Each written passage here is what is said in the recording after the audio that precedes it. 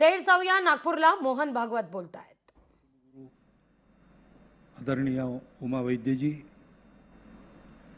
या विद्यापीठाचे पहिले कुलगुरू, ज्यांच्या सतत प्रयत्नांमुळे आजचं या विद्यापीठाचं रूप हे आपण पाहू शकतो, ते आदरणीय डॉक्टर पंकज चांदे. खरं म्हणजे इथे बोलायचा अधिकार ज्यांना दिला पाहिजे, कारण ते सतत पूर्ण भारतभर संस्कृत लोकांनी बोलावं, शिकावं याच्याकरता आपला पूर्ण वेळ खर्च करतात, असे संस्कृत भारतीचे महामंत्री श्रीमान शिरीष देव पुजारीजी, विद्यापीठाचे अन्य सर्व पदाधिकारीगण, विद्यार्थी बंधू भगिनी, उपस्थित नागरिक सज्जन, माता भगिनी. खरं म्हणजे देवेंद्रजींच्या भाषणानंतर आता इथे बोलावं असं काही शिल्लक नाही आहे. कारण बोलण्याचे अशा समारंभातल्या दोन भाग असतात. एक जो विषय आहे, संस्कृत विद्यापीठामध्ये काही विकास झालेला आहे, त्यानिमित्त काही भवनं तयार झाली, त्यांचं लोकार्पण, तर संस्कृत वगैरे हा विषय, याच्या संबंधी थोडं बोलणं. सूत्ररूपात ते सगळं येऊन गेलेलं आहे. आणि हे विकसनशील विद्यापीठ आहे, अजून पूर्ण विकास व्हायचा आहे. त्याच्यामुळे शासनाकडून अपेक्षा असतात, तर त्याचा उल्लेख होतो आणि त्यावर काही सांगावं लागतं. तो अधिकार तर जे शासनात आहेत त्यांचाच आहे, आणि त्यांनी त्यासंबंधीही निवेदन केलेलं आहे. त्याच्यामुळे तसं शिल्लक काही नाही. परंतु जो पहिला विषय आहे त्यासंबंधी आपण सगळ्यांनी खूप विचार करण्याची गरज आहे. आज आपण पाहतो, परिस्थितीही आपल्याला सांगते आणि देशाचे सूत्रसंचालक लोकही आपल्याला सांगत असतात. विचार कुणाचा काही असो, एका बाबतीत सगळ्यांचं एकमत आहे, भारताला आता आत्मनिर्भर, स्वनिर्भर व्हायला पाहिजे. आपल्या बळावर आपली प्रगती होईल. तर ते बळ कोणचं, तर एक बाहेरून दिसणारं बळ असतं, बलबुद्धी विद्या असं ज्याला म्हणतात, ते वाढलं पाहिजे. परंतु या सर्व बलांच्या पाठीमागे प्रत्येकाची अस्मिता असते.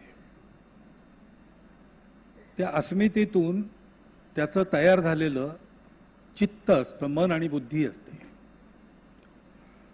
त्याच्या बळावर सगळा विकास, सगळी प्रगती होते. आपल्याकडे अशी एक गोष्ट आहे की नृसिंहावतारात हिरण्यकश्यपूचा वध झाला. देवानी आनंदाने स्वर्गातून पुष्पवृष्टी केली, कारण त्यांना वाटलं की आता हा गेला राजा, त्याच्यामुळे हे राज्य आपल्याकडे येईल. पण ते प्रल्हादाला मिळालं, तो दैत्य वंशातलाच. त्याच्यामुळे इंद्र गडबडला. पण त्यांनी बृहस्पतींना विचारलं, आता काय करू?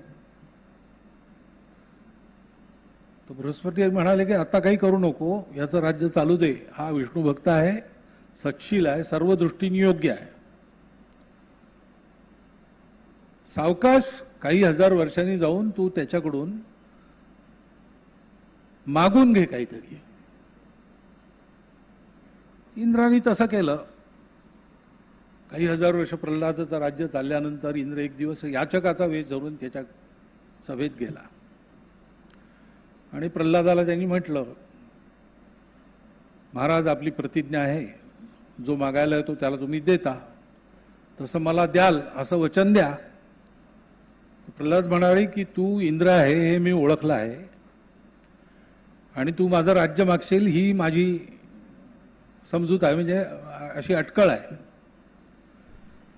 पण माझी प्रतिज्ञा आहे, याचक म्हणून जो येईल तो जे मागेल ते द्यायचं, त्याच्यामुळे खुशाल माग, मी सगळं राज्य देतो तुला.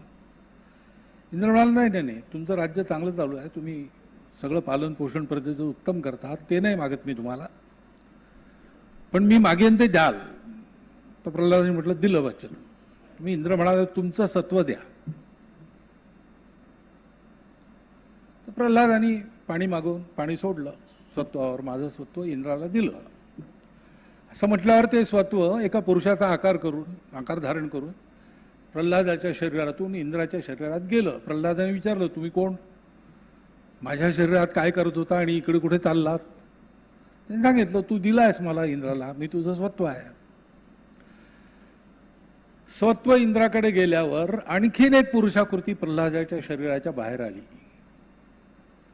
प्रल्हादाने विचारलं तू कोण आता, तू कुठे चाललास?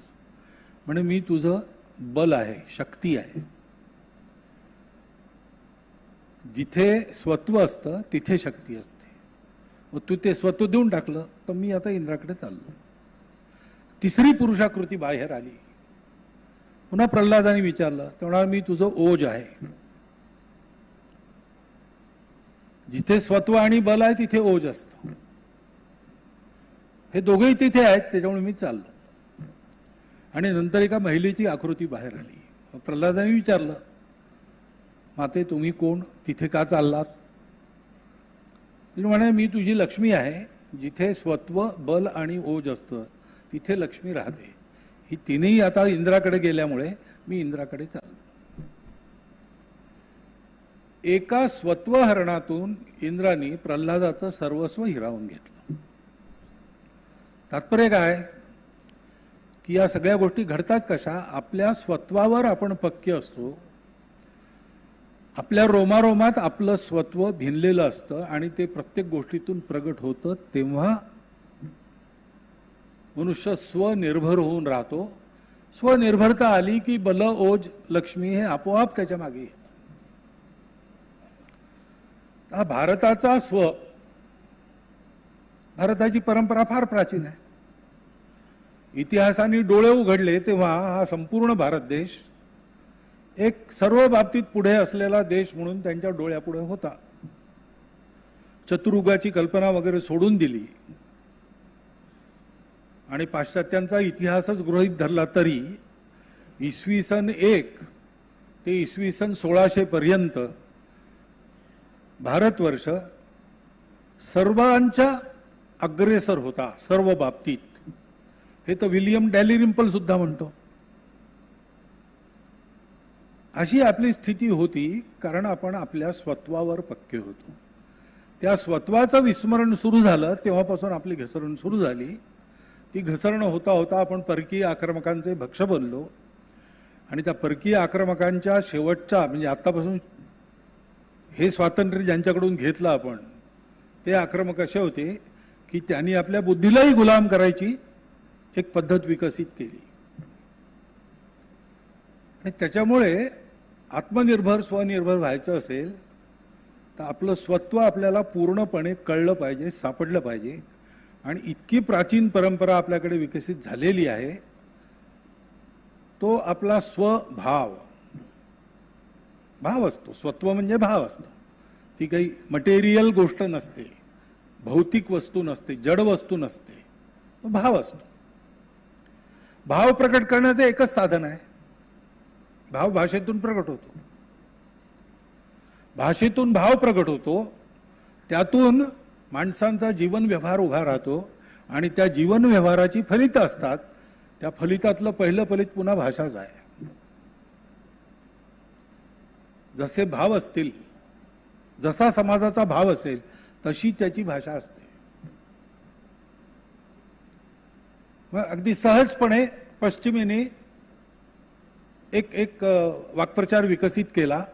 तो आत्तापर्यंत चालला, आता तो फेल झालेला आहे. तो म्हणजे ग्लोबल मार्केट. हे काय आहे? जो स्वभाव आहे तो भाषेत प्रगट झाला. आता आपण थोडे प्रगत झालो, आपलं बळ वाढलं, मग जगातले सगळे लोक G20 करता आपल्या देशात आले. आपणही एक आपला वाक्प्रचार फेकला, काय वसुधैव कुटुंबकम. ते ग्लोबल मार्केट म्हणतात, आपण ग्लोबल फॅमिली म्हणतो. हा फरक कसा आला? हा फरक भावामुळे आला. त्या भावामुळे भाषा बदलते. भाषा हे त्या भावाचं फलित आहे.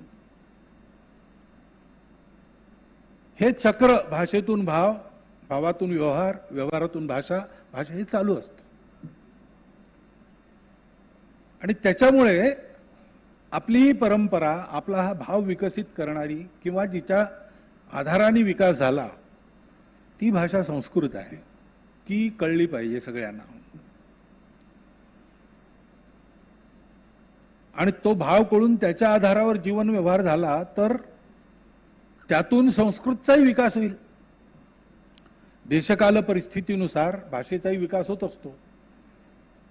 प्रचंड विकास जो भारताने भूतकाळात केला होता त्याच्या आधारावर सगळ्यात जास्त संपदा शब्दांची असलेली भाषा संस्कृत झाली. ती भाषा जननी सुद्धा झाली. जगातल्या अनेक भाषांचं मूळ संस्कृतमध्ये आहे. लोकशाही मराठी ऐका, पहा, जागरूक रहा.